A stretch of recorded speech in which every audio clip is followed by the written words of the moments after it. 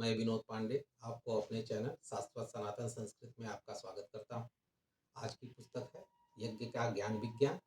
चलिए इस पुस्तक के बारे में एक संक्षिप्त जानकारी प्राप्त करते हैं। आज का पुस्तक है यज्ञ का ज्ञान विज्ञान।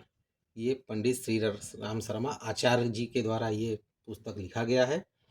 ये पंडित जी के बारे में थोड़ा सा पहले मैं आपको परिचय दे दूँ। गायत्री परिवार के संस्थापक हैं ये श्री राम शर्मा आचार्य जी। इन्होंने बहुत से ढेर सारी पुस्तकें लिखी हैं, उसमें से एक पुस्तक इनका ये यज्ञ का ज्ञान विज्ञान है। इस पुस्तक में यज्ञ के बारे में सारी जानकारियाँ दी गई हैं। जो एक यज्ञ करने के लिए जानकारी होनी चाहिए वो सारा जानकारी इस पुस्तक में संकलित है। इस एक पुस्तक को आप लेके यज्ञ के बारे में पूर्ण जानकारी आप प्राप्त कर सकते हैं। पुस्तक ये है, ये पुस्तक का ये संख्या है 25। ये पुस्तक मोटी बाइंडिंग की गई है, देख सकते हैं। पेज इसके भी बहुत अच्छे हैं।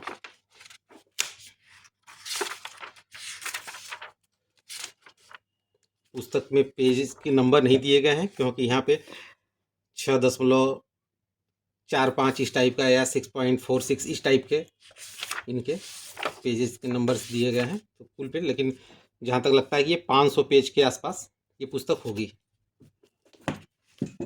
पुस्तक मैंने सन 2012 में ये लिया था। उस समय इसका मूल्य 125 रुपये है। आज भी इसका मूल्य 150 रुपये है, जो कि आपको गायत्री परिवार के ऑनलाइन वेबसाइट पे जाके वहाँ से आप इसको ऑर्डर कर सकते हैं और मंगा सकते हैं। आइए देख लेते हैं पुस्तक में। यज्ञ का ज्ञान विज्ञान, संपादक ब्रह्मवर्चस्व, प्रकाशक अखंड ज्योति संस्थान मथुरा। ये जैसा कि देख रहे थे ये द्वितीय संस्करण 1998 का है, लेकिन मैंने इसको लिया था 2012 में। मूल्य 125 रुपये था। ये श्री राम आचार्य शर्मा जी का एक चित्र है। ये वंदनी माता जी यानी उनकी धर्मपत्नी जी हैं। भूमिका लिखा गया है। भूमिका में थोड़ा सा आपको जो मेन चीज़ है वो आपको बता देता हूँ। 24 अवतारों में एक अवतार यज्ञ भगवान भी हैं। यज्ञ हमारी संस्कृति का आधार इष्ट रहा है तथा यज्ञ के बिना हमारे किसी दैनिक क्रियाकलाप की कल्पना तक नहीं की जा सकती। यज्ञ का ज्ञान विज्ञान पक्ष समझाते हुए पूज्यवर ने बताया है कि सारी सृष्टि की सुव्यवस्था बनाए रखने के लिए यज्ञ प्रक्रिया कितनी महत्वपूर्ण है। देव तत्वों की तुष्टि से अर्थ है सृष्टि संतुलन बनाए रखने वाली शक्तियों का पारस्परिक संतुलन। अपने इस प्रतिपादन की पुष्टि में परम पूज्य गुरुदेव ने यज्ञ की महिमा का वेदों में, उपनिषदों में, गीता में, रामायण में, श्रीमद् भागवत में, महाभारत में, पुराणों में जहाँ जहाँ भी किस प्रकार का वर्णन किया गया है यह प्रमाण सहित विस्तार से इस खंड में दिया गया है। यह मात्र समस्त कामनाओं की पूर्ति का ही मार्ग नहीं है, अपितु जीवन जीने की एक श्रेष्ठतम विज्ञान सम्मत पद्धति है। यह जानने समझने के बाद किसी भी प्रकार का संशय किसी के मन में भारतीय संस्कृति की अनादिकाल से मेरुदंड रही इस व्यवस्था के प्रति नहीं रह जाता है। पुस्तक कुल 10 अध्यायों में बटा हुआ है। पहला अध्याय है गायत्री यज्ञ उपयोगिता और आवश्यकता। चूंकि ये गायत्री परिवार से संबंधित है तो गायत्री यज्ञ से संबंधित चीज़ें ज़्यादा दी गई है, लेकिन इसमें सभी का है। आप दूसरे भी यज्ञ में इसी तरह से कर सकते हैं। तो पहला है अध्याय गायत्री यज्ञ उपयोगिता और आवश्यकता। अध्याय 2 यज्ञ की अनिवार्यता महत्व। अध्याय 3 यज्ञ के विविध लाभ। अध्याय 4 विश्वकल्पतरु यज्ञ। अध्याय 5 गायत्री यज्ञ विधान। अध्याय 6 यज्ञी कर्मकांड प्रकरण। अध्याय 7 दैनिक उपासना में अग्निहोत्र का समावेश। अध्याय 8 आर्य समाज की हवन पद्धति। अध्याय 9 गायत्री यज्ञों की विधि व्यवस्था। अध्याय 10 गायत्री यज्ञों की विधि व्यवस्था। ये है, बहुत ही सुंदर पुस्तक है और बहुत ही अच्छे ढंग से हर चीज़ पे, जैसे अब यहाँ पे आप देख सकते हैं मैंने एक ये लगा कर रखा है यज्ञ की अनिवार्यता महत्ता। बीच बीच में मैं इस पुस्तक को पढ़ते रहता हूँ।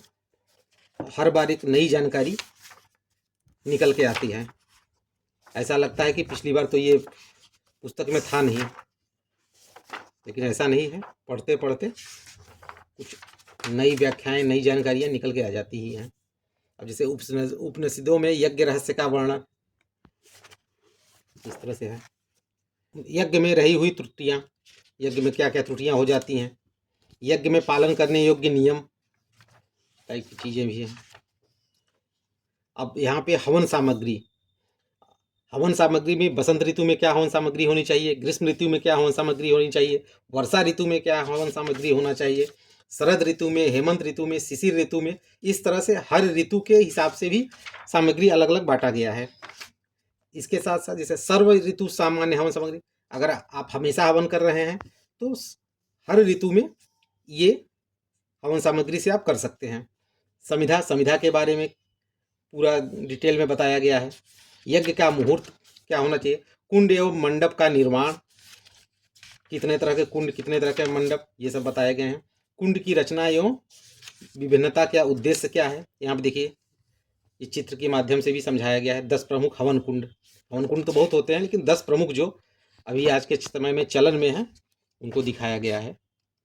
कुंड और उनकी संख्या, यज्ञशाला, यज्ञ मंडप और उनका निर्माण, यहाँ पे आप देखिए 9 कुंडी यज्ञ में कुंडों का स्थान तथा माप, यज्ञशाला कैसी होनी चाहिए, कितनी लंबाई, कितनी चौड़ाई, कहाँ क्या स्थापित किया जाए, सब चीज़ है।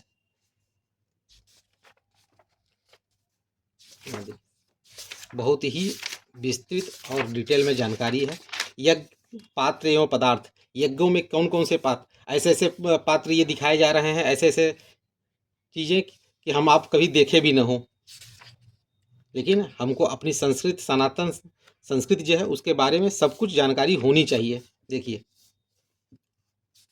इतने पात्र होते हैं यज्ञ में।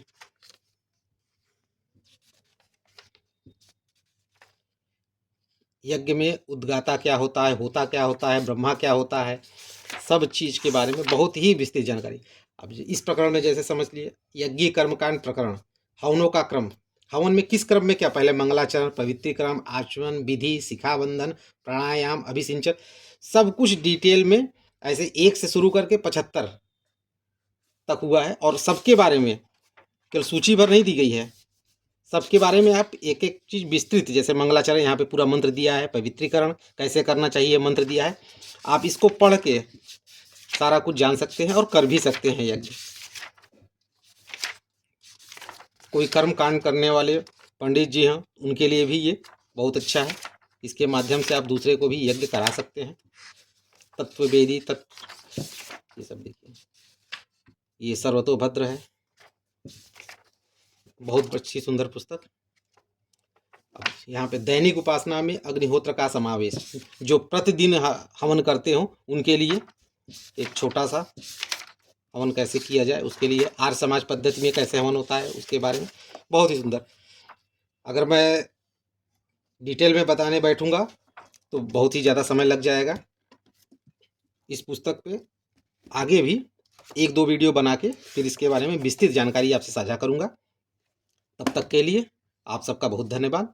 अगले वीडियो में एक और पुस्तक के साथ फिर आपसे मुलाकात होगी। तब तक के लिए धन्यवाद।